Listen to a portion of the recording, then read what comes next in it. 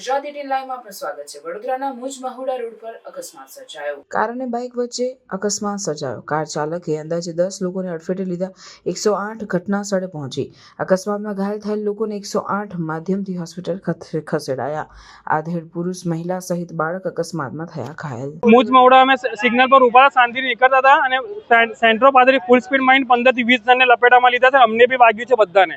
કાકા પેશન્ટ છે, તેમના ફેમિલીવાળા પેશન્ટને ગાડી આપી છે અહીંયા આગળ। અમે કોઈ જાણ નહીં કરી। પહેલા તો અમારું તો જોઈશું ને, અમારે ડ્રેસિંગ કરાવી દઈશું, પછી બીજી વાત થશે।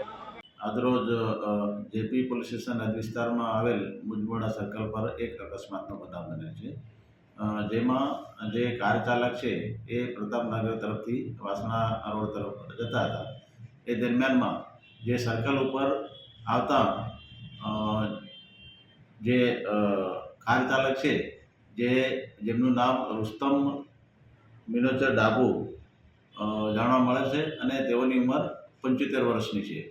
જેઓ કાર લઈને આવતા હતા એ દરમિયાન મુજમોડા સર્કલ પર આવતા એમને અચાનક છાતીમાં દુખાવો ઉપડતા એમને સ્ટેરિંગ પર કાબુ રહેલ નહીં અને જે સ્કૂટી લઈને એક બહેન આવતા હતા એમને અથડાય।